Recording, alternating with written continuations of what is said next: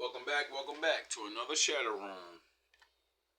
If you're a violent guy today on the street, violent, you're either an informant, okay, that the feds know what you're doing, and you can be violent like Greg Scarpa. They called him the Grim Reaper in Brooklyn. He killed over 80 guys, 70, 80 guys, killed 70, 80 guys that they know. He was an informant for 30 years, like Whitey Bulger, the guy in Boston. Of course, and they just let you keep killing. They're not going to say to you, kill this one, kill that one. They're not going to do that. But he had, go on the internet, it's all out there. It's not like I'm giving secrets. He would walk in a social club. If somebody accused him of something he didn't like, he'd shoot you right in the head in front of the whole social club. And everybody was saying, oh my God, he's crazy. No, he ain't crazy. He was an informant. Yeah. It's Whitey Bulger. Killed women, killed everything. A lot of people he killed. He was an informant. He was turning in all the Italian guys in the North End, the Angiulo brothers and all the decent guys, good guys, older guys that just wanted to live peaceful. He was wiping them out so he could take. If you're a violent guy today, they have an equal probability of being Of course it is. African Americans today have an equal probability of being Native American and African or Native American only. You should be aware that mixed race people were not reclassified by accident. That body of yours seems... African Americans today have an equal probability of being Native American and African or Native American only. You should be aware that mixed race people were not reclassified by accident. It was a component of the U.S. government's larger plan to take Native American resources and territory. The Dawes Act of 1887 was one of the most important laws in this area. By splitting common tribal lands into individual allotments, the Dawes Act, also called the General Allotment Act, sought to integrate Native Americans into European American civilization. Allotments of land were made to Native Americans who were listed on tribal rolls. Those who were not included in this procedure. However, it was frequently purposefully difficult for people of mixed African and Native American origin to claim their Native American background. Well, now I done seen everything. Apparently, Native Americans might not be American citizens. And this is according to the latest news from multiple news outlets. You can Google it yourself. The first point of attack is... You're not supposed to be citizens. That's how they rule over you. When you claim you're the fucking people that always been here, then you get to go back to the deal of the people in the little canoe and the people in the big ships are not allowed to rule over each other. So, and then, they make their side and we go make our side and they don't rule over us anymore because that's the deal. Is to illegitimize Native Americans from being Americans. So yeah, there's that. And what does all that have to do with mass deportations? I wonder. Well, you tell me. African American. That body of yours... A nigga with good dick, he ain't never got to get nobody $12,000. That body of yours... A nigga with good dick, he ain't never got to get nobody $12,000. What's the most you ever paid for coochie for? Like 12 racks. That's sad. But, I get it. Some women are just going to make you pay or they're not going to let you sleep with them. And it's like, yo, bro, this guy's a fucking rapper with a big ass chain on, I think. And you'd rather pay a bitch $1,200 or whatever, and instead of just going to fuck some chick that likes you. Oh, Charleston White explain it. That body... A nigga with good dick, he ain't never got to get nobody $12,000. What's the most you ever paid for coochie for? Like 12 racks. 12. No doubt. It was a celebrity. Never! That's a nigga got to go get his belly done. Get his ass shaped up by the doctor. Get his eyebrows arched. Nigga ain't got no dead skin on the heel of his feet. Boy, back my feet ugly in the motherfucker. Now, do you understand why no matter how much money you make, women do you understand they want good sex? And just cause you're a ballin' ass nigga and all that, they still gonna want their back blown out, nigga. Stop wifing up chicks that you can't blow their back out. Stop paying for bitches, and then when other niggas give more money or got good dick and can get it for free, stop being mad. This world is fucking ridiculous. That opened my eyes to the wickedness of women. Her way of thinking that she was going to hurt me was to bring my child to say that I'm abusive. And she did it just because she wanted a response out of me. This woman sat on the internet trying to soup chicks up for years, well, months, I think, saying all the red pill shit but reverse for women, and saying, we need to stand up and women and niggas put her dumb ass on blast, and now she's throwing y'all right under the fucking bus because one of yous attacked her, I think. Well, at least we woke another one up. And CPS to my house on a totally fabricated lie. I said, oh. This is what men have been saying forever. So women do create stuff and try to destroy a person's life. And if... How the fuck can you be grown as hell and you don't know that? What world did you live in? You never seen a chick do that shit to a nigga, yet you live in the world? Get the fuck out of here with your false ass reality. You are seen as the stronger person. Women will weaponize their perceived weakness and play the victim. They throw rocks and hide their head. That opened my eyes. Yeah, well, everything that came out of your fucking mouth, man has said that before you. Every single word. You know why we know those words? Because they did this shit to us. And you just figured it out? You never talked to other women. You never seen women do each other. Stop. Stop acting like you don't talk about doing each other dirty. Stop with the fucking fake ass shit. You chameleons are not allowed back over here. Because you ain't learned the fucking lesson. You're just a repeater. You're a fucking mimic.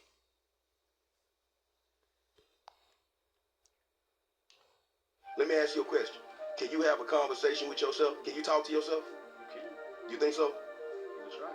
Can you have a conversation with yourself? Not really, because there's only one perspective. So check this out. A conversation is a dialogue between two people. Right. So how can you have a conversation with yourself? But in those quiet times, you'll find yourself having a conversation. So then you have to ask yourself, who am I having a conversation with? And the world will tell you, you're a fucking crazy asshole if you talk to yourself. You're a fucking weirdo. You're weird.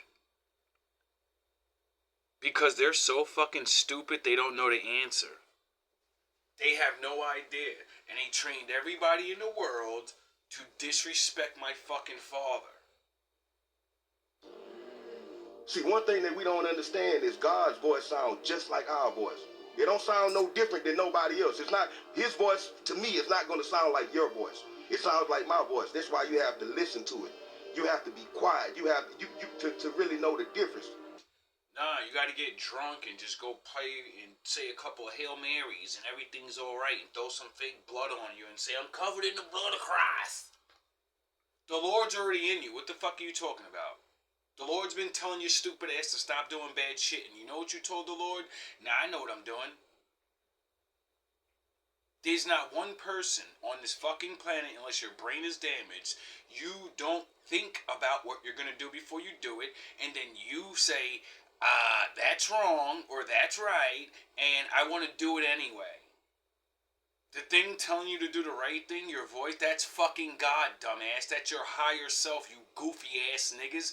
That's why you're going to the pit. That's why you're going to the shadows. Because he's always been there. And you ignore him and you say, fuck that. I'm going to do what I want.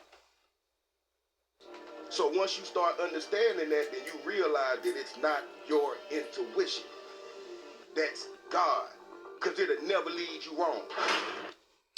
And then recently I found out there are a certain amount of human beings, they can't hear voices in their head. They can't talk in their mind to themselves. They hear nothing. So what does that mean for those people? Is God not in them? Because they sure are nice and they're not being crazy. Get it? I wonder why we gotta write the... I wonder if the Lord only fucked with certain people and he said, write down what the fuck I'm telling you to write down, you goofy ass nigga, for the rest of these people. Twitter went down for what, like 24 hours? Everybody lost their fucking minds and shit, and they got it back up, you know. But I would like Joe Rogan to say a little something. He has a little something to tell you about your favorite place to be. Oh my God, I read TikTok's terms of service. I went down a TikTok rabbit hole yesterday. Yeah, it's good. I stayed home, smoked a little weed, and I started reading up on TikTok. Yeah. Oh my.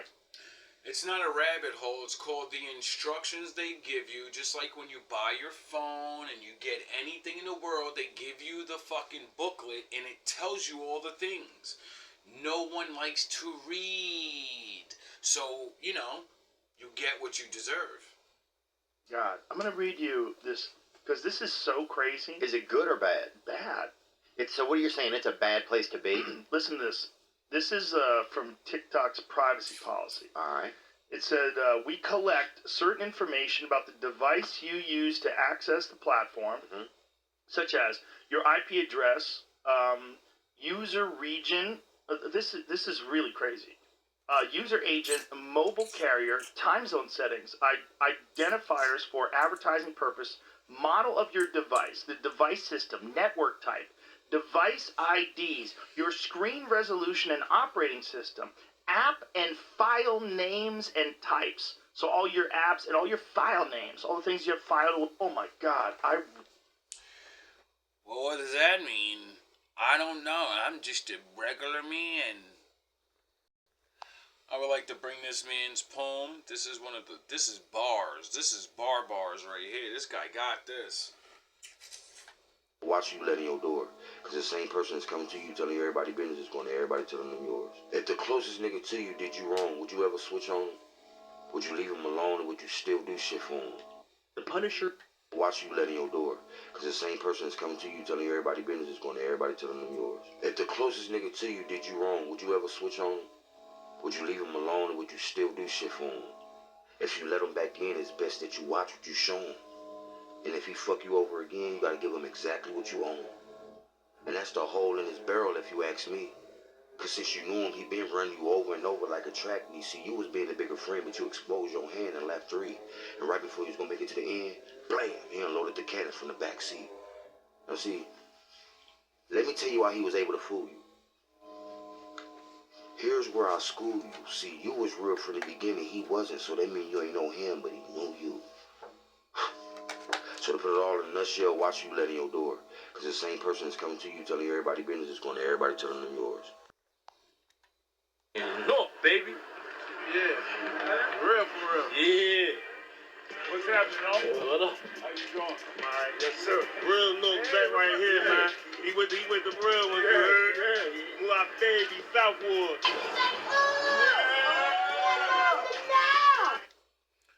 Thanks for coming to Newark, Master P.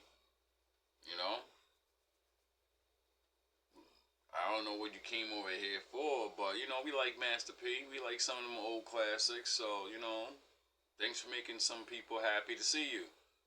You know, like all the other stars that are super famous but won't even walk nowhere near. Motherfuckers gave them money and put their asses where they are. They won't even come. They won't go where you went to that corner store. They won't walk around in that neighborhood. I mean, you got bodyguards, but they'll have police, SWAT on the roof. Niggas got M16s and shit. You out there with just a couple dudes, bro. Oh yeah, cause you probably actually, you know, you got respect. So you know you can walk through and you know you're not gonna get hated on. Thanks for coming through. Never really heard too many bad things about you. I'm sure everybody does something, but you know, you've been doing your thing without the game for so long, like, you know what I mean? I could have swore you was one of the first dudes that was like, yo, bro, I do all this shit by myself. Y'all niggas need to stop fucking bullshitting. So I respect you, my G. Good looks. Wow, new information I found out about Martin Luther King that I never knew. You old dudes, bro, y'all be, yo, wait, why ain't y'all telling this? Why I gotta wait until I'm 42 years old to find out this truth? He died a very depressed man because he had made that speech about Vietnam. April 4th, 1967, Yes, Riverside exactly. Church, Beyond Vietnam. And it seemed like his world shut down. People stopped giving. Even his friends who you could count on for money just dried up. Black folks. Oh, yes. Approval and numbers he low. said, Imagine that. I think he couldn't get a handle on it. He just said, I can understand your enemies not supporting you. They don't believe in you anyway. But your friends? He said, I thought everybody who knew me knew that I couldn't cope with war. You know, there is no victory in war, he used to say. And when you saw those children on the TV in Vietnam, he said, now I've got to speak. You know, children being bombed with that napalm stuff. He said, I've got to do something. And he then spoke out and lost everybody. And it really, really bothered him to the very end. He died. Wow, I didn't know that's how he went out. I thought he went out with all his friends and everybody was cool. And then he just took them away. I didn't know he literally was like, damn, they betrayed me. These niggas is coming at me. Yeah, it's pretty much over for me now. And I think is that why he said, I see the mountaintop. I ain't gonna get there with you. I'm Moses. Message for my enemies. Nobody going through it. That's why some of these people ain't turned around and circled the block yet. And if they have, they thinking that, okay, if I come back or I try to make an alliance with you now, maybe God will spare me. Some of these people didn't even believe in God before they thought out these plans. Watch they believe in him now. Because he ain't playing. They messed with someone who did believe in him. They messed with someone who did hold on to his hand. They messed with someone who may not be perfect, may not have the same belief or carry out the same method or delivery as somebody else. But when it comes down to the relationship and the bond that they have with God, it's unmatched. It's unparalleled. I want y'all to turn to and read the scripture, Luke 2:52. I want you to read that scripture over and over and over again. And when you think that you have a good understanding for it, you don't. I want you to go back and read it over and over and over again some more. That's the only way to get real understanding of 3 sentences in the Bible. You keep on reading that shit, and you keep on thinking, and you go back, and you go forward through the story. If you really want to understand the Bible, you have to keep reading certain things over and over, because there's multiple layers of knowledge in 3 fucking sentences. 1 paragraph should have you fucking busy for a month with thinking, baby. Oh yeah, unless you don't want to do it. Now let's go look at that chapter. And Jesus grew in wisdom and stature, and in favor with God and men.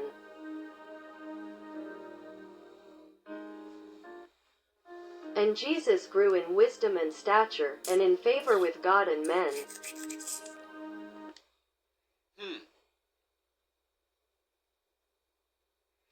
So I guess for me, the first layer is you only can grow with wisdom, you know, knowledge of the Lord, you know, and because you choose to try to get the Lord's wisdom, then you get favor with the Lord.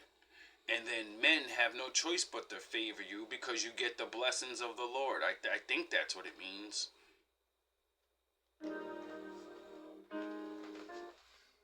And Jesus grew in wisdom and stature, and in favor with God and men.